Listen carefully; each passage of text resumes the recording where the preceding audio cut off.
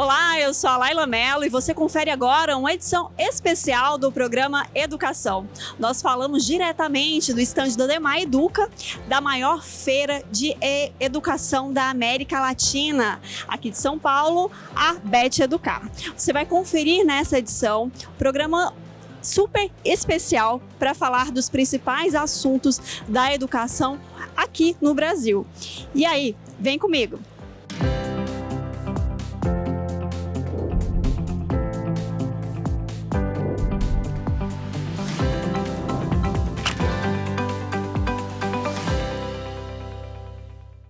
E hoje nós vamos falar sobre um assunto essencial para a educação brasileira, que é a educação de jovens e adultos.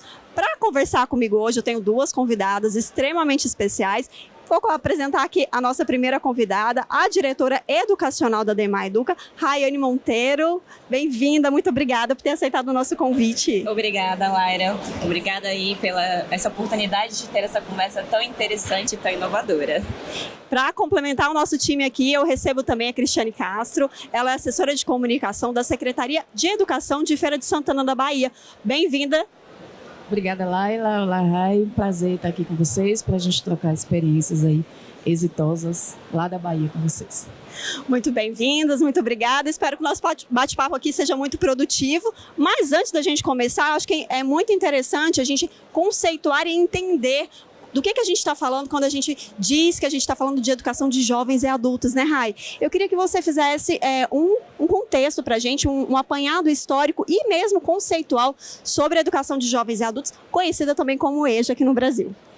Laila, falar um pouquinho sobre a educação de jovens e adultos, a EJA, falar da educação profissional do país, a gente falar um pouquinho sobre a história, a construção dessa história, que foi construída de uma maneira desigual, com uma dualidade. Enquanto a gente tem uma camada da elite, da população, que está formada para pensar com criticidade, no pensamento científico, com oportunidades, a gente tem uma outra camada na construção da sociedade que foi formada para executar. Então, ela foi formada para o trabalho operacional. Então, esse é um pouco do contexto da educação profissional e também da EJA dentro da história do nosso país. E aí a gente fala de dois assuntos que compõem esse momento, que um é a resistência, o outro é a dicotomia que a gente tem dentro das entregas, da fala, das oportunidades para esse jovem.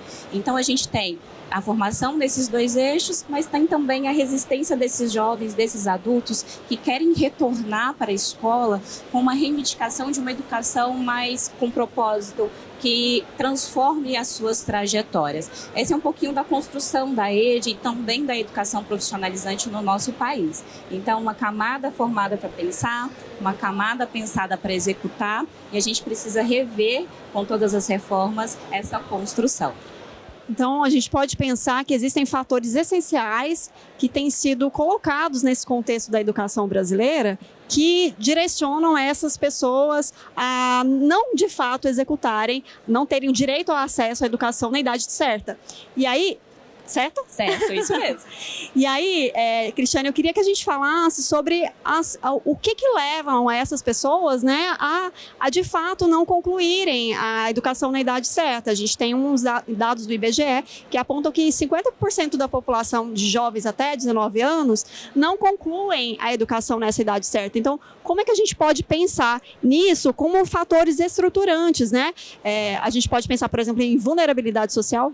Sim, sim.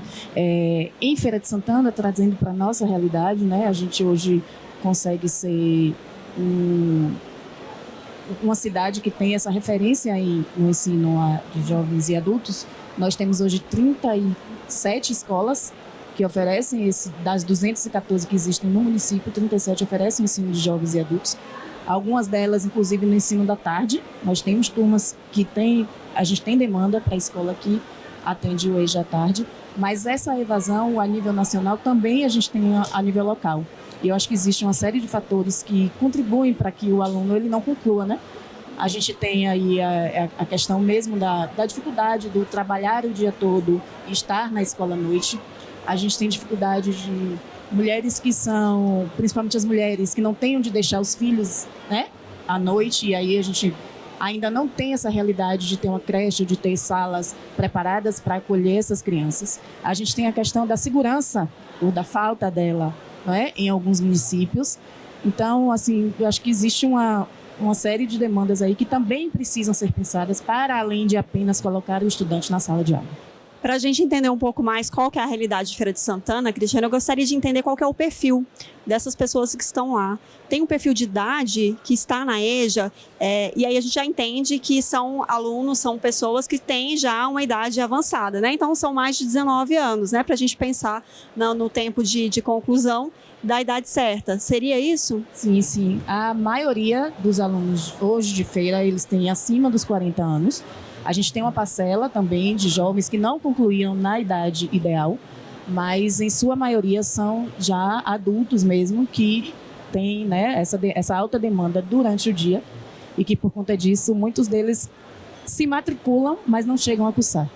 E alguns também não conseguem concluir o ensino. Aí é interessante a gente pensar que, como a Cristiane já nos apontou, que existem barreiras diferenciadas, né, Rayane? Quando a gente pensa em educação, direito à educação, acesso, permanência e conclusão da educação, a gente está vendo agora nesse sentido, quando a gente foca principalmente em EJA, que existem barreiras diferenciadas, sim, para alguns grupos populacionais, por exemplo, como as mães, né, mulheres que são mães. E aí, como é que a gente faz para pensar na inclusão dessas pessoas que têm uma vulnerabilidade social e econômica dentro da sala de aula, pensando que, como a Cristiane já disse, tem aí dupla jornada, né? São pessoas que tendem a trabalhar e a estudar e chegam muito cansados, inclusive fisicamente, mentalmente, para acompanhar essas aulas. Como é que a gente pode pensar, Rayane, estratégias de acesso a essa educação, então a chegada desse aluno para a escola e a permanência dele até a conclusão?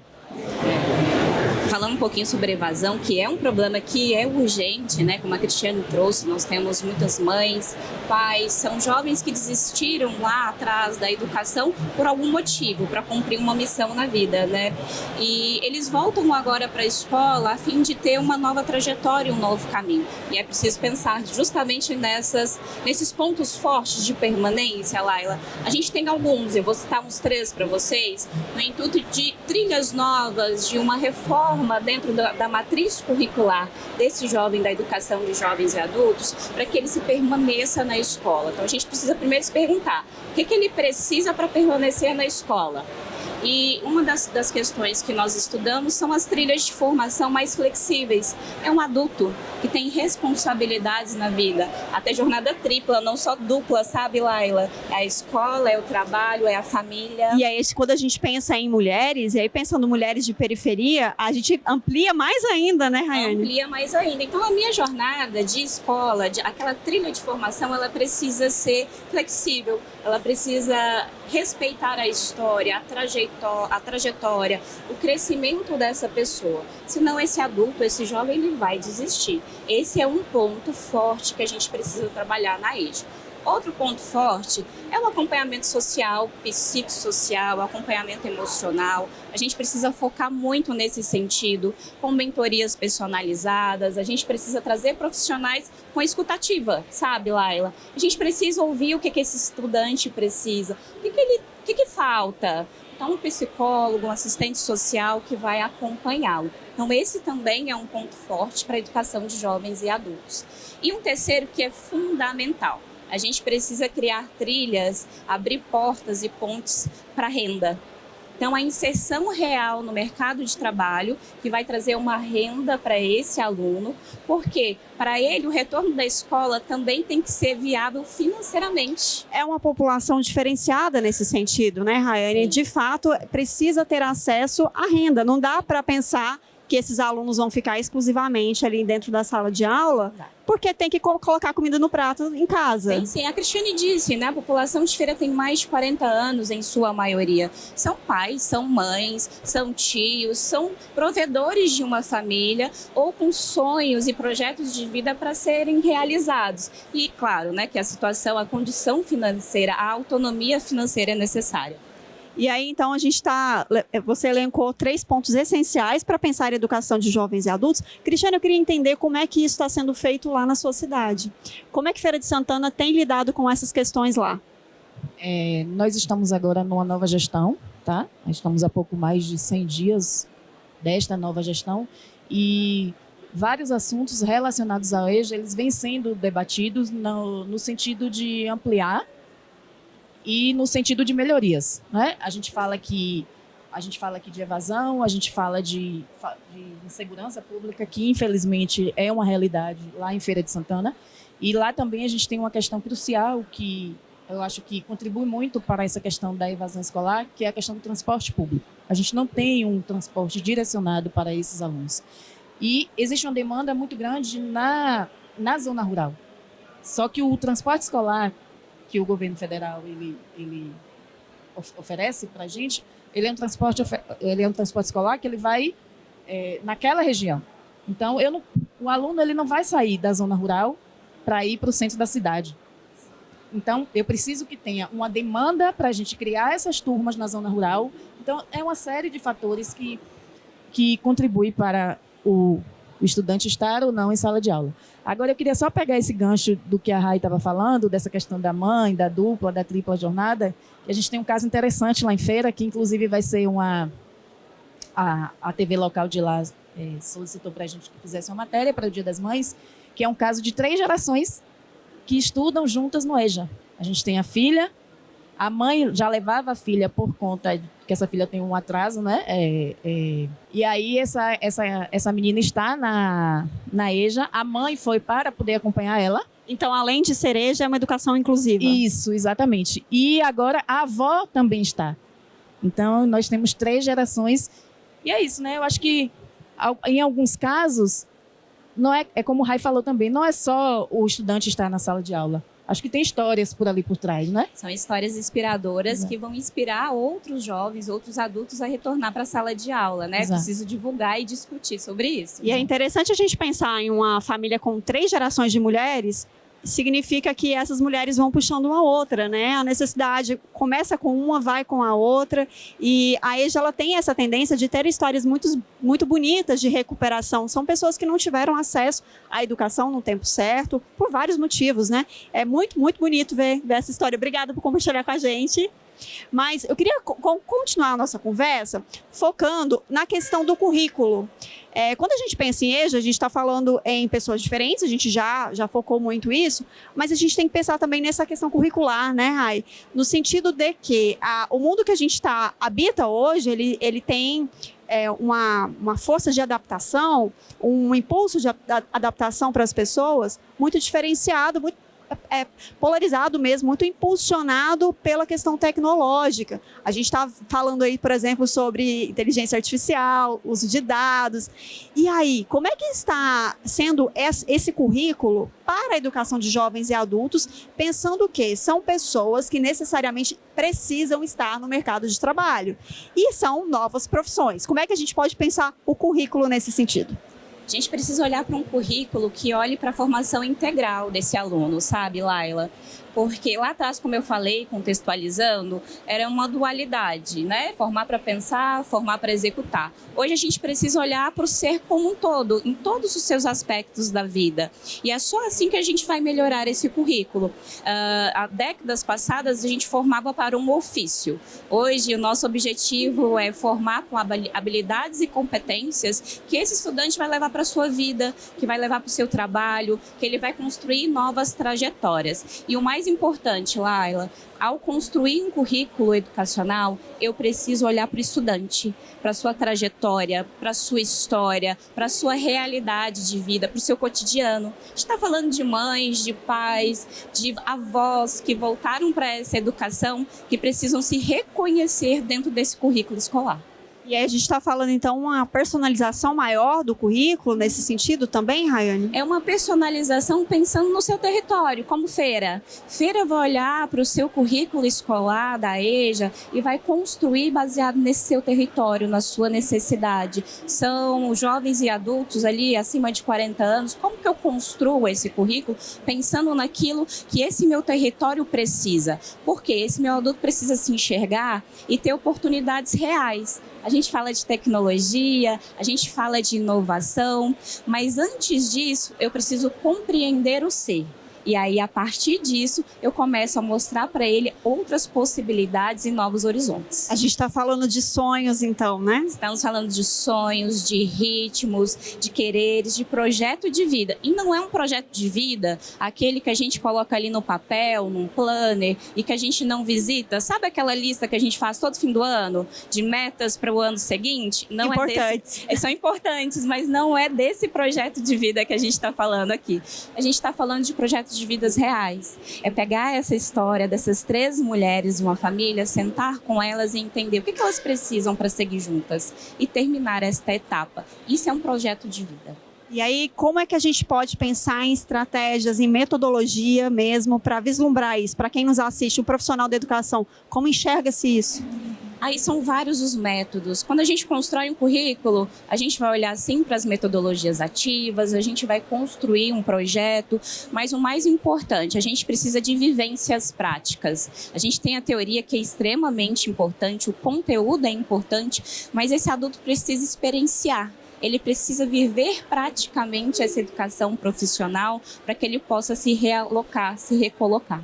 E aí, como é que a gente pode pensar e olhar para esse aluno e enxergar se de fato ele entende, se ele compreende que aquela educação que ele está recebendo em sala de aula vai modificar a vida dele? Esse aluno lá em Feira de Santana, ele tem a consciência dessa trajetória tão importante que ocorre na escola, né, nesse retorno à escola, mas ao mesmo tempo que vai perpassar isso?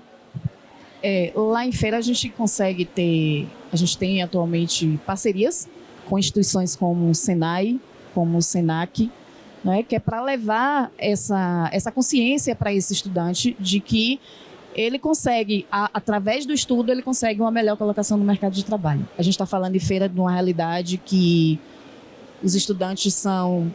A gente tem estudante ambulante, a gente tem estudante sem algum nível técnico, e quando a gente leva ele para a sala de aula e a gente consegue levar também ele para o Senai e para o Senac, a gente consegue mostrar para ele um horizonte, né? A gente consegue mostrar para ele que ele tem um caminho a percorrer.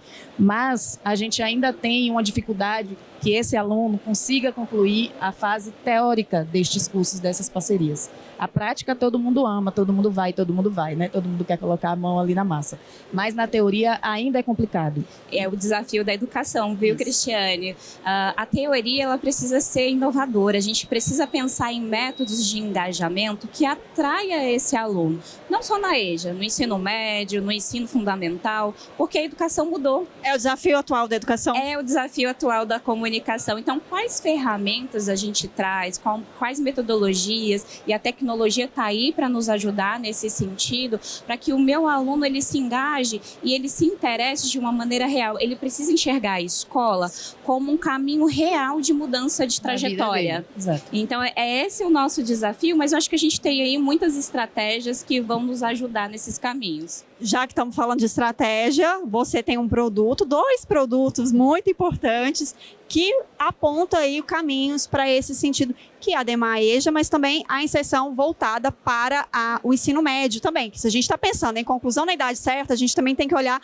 para o aluno que está lá e que o desejo é que permaneça lá e, de fato, termine, conclua a educação na idade que deveria concluir, certo, Rayane? É certinho, viu? E você falou correto, são caminhos, não são alternativas. São caminhos reais para uma educação de qualidade hoje no país e que vai nos ajudar a desvendar e a solucionar muitos dos desafios que a gente está conversando aqui, inclusive esse, do engajamento na teoria, sabe, Laila? Um deles é o itinerário formativo profissionalizante integrado à aprendizagem profissional.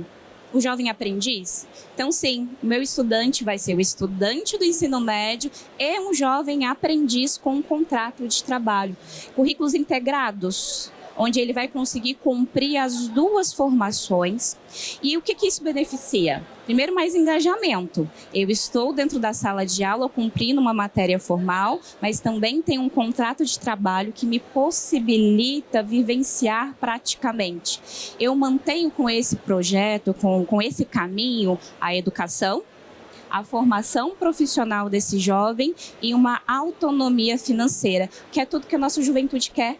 Eu evito a evasão dele no ensino médio e a inserção numa EJA no futuro. Porque quando a gente fala dessa população, a gente está falando que eles precisam trabalhar, e se você já olha para isso já lá no início, já é um diferencial, né, Rayane? É isso mesmo. Então a gente vem mantendo. E claro, vai ter muito atendimento social, emocional, toda uma trilha formada nesse itinerário para que o jovem se perceba e construa o seu caminho. E um caminho de conclusão dentro da idade séria correta.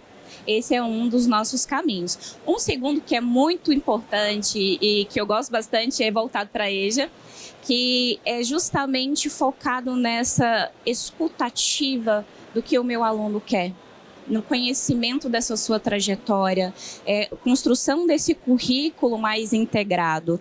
Tá?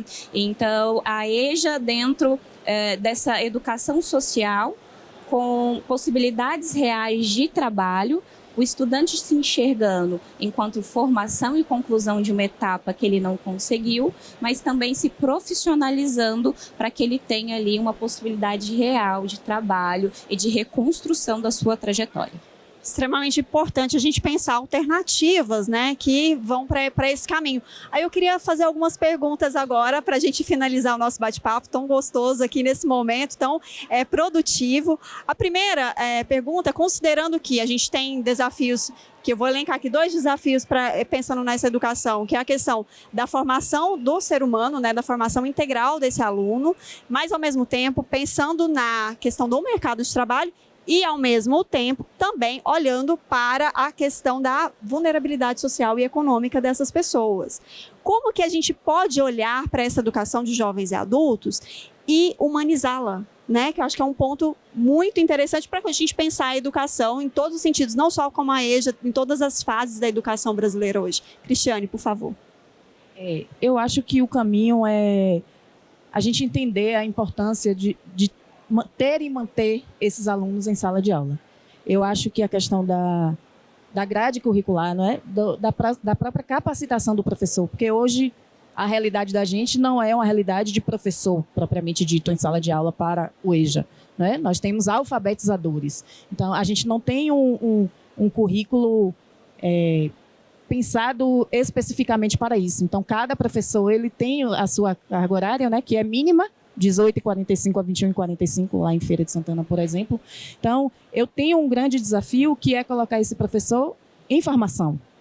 A gente tem esse desafio porque a gente tem essa questão da carga horária que precisa ser cumprida. Então, assim, eu acho que precisa de um olhar específico para isso. Eu acho que é olhar diferente mesmo para o EJA. O EJA precisa de um cuidado especial, precisa de uma manutenção especial, precisa, como a Ray falou, não é só o aluno ali na sala de aula, é o que ele vai fazer depois daquilo ali. Ele precisa entender o universo que ele está e para onde ele pode chegar. Então, assim, eu acho que o caminho é se debruçar nisso mesmo, é entender que a educação é o caminho e a gente tentar conscientizar tanto esses alunos quanto os alfabetizadores, os professores, né, da importância que eles têm na carreira dessas pessoas. Rai, como humanizar essa educação? Eu acredito que quando a gente fala em humanizar a EJA, é reconhecer, Laila, que por trás de cada matrícula de um estudante da EJA, existem histórias de superação que a gente precisa ver e entender. São mães solos, são pais, são adultos que trabalham no turno noturno, que buscam retornar à educação para poder ter melhores condições de trabalho. Então, são jovens que lá atrás desistiram, pararam sua vida escolar porque precisavam cumprir uma missão, como eu falei. Então, acho que o primeiro passo para humanizar é isso, entender que por trás daquela RA, daquele número, tem uma pessoa com uma bela trajetória que a gente precisa entender. Só assim a gente vai conseguir humanizar e trazer para os nossos currículos, para a nossa sala de aula, para o nosso educador, que é responsável por essa turma, esse contexto e essa humanização da nossa EJA. Olha, muito obrigada pelo bate-papo, agradeço você de casa, agradeço a nossa plateia, a gente está com um programa de plateia hoje, muito obrigada, foi um bate-papo muito enriquecedor, eu conversei aqui com a diretora educacional da ADEMAR, a Rayane Monteiro, obrigada mais uma vez, Rayane, espero que a gente se encontre muito mais para bater muito mais papo. Eu que agradeço, viu, Laila? Estou a postos. Cristiane Castro, muito prazer em recebê-la, a Cristiane é assessora de comunicação da Secretaria de Educação de Feira de Santana, na Bahia, muito obrigada e espero também encontrá-la mais vezes para a gente bater um papo e entender melhor a realidade da Bahia. Eu que agradeço a vocês o convite e aproveito a oportunidade para convidá-los para conhecer, né, a nossa realidade da educação em Feira de Santana. O programa de hoje termina aqui, mas calma que a gente volta para conversar mais sobre política educacional, sobre as ações que têm sido feitas, construção de conteúdo, temas tão importantes aqui para a nossa educação brasileira. Você pode nos acompanhar também pelo @sistemasagres_, pelo YouTube @sistemasagres e também pelos perfis das redes sociais do nosso ecossistema ADEMAR. @Fundação Sagres, @demar.educa e @renatosebr. Até mais, a gente se vê por aí.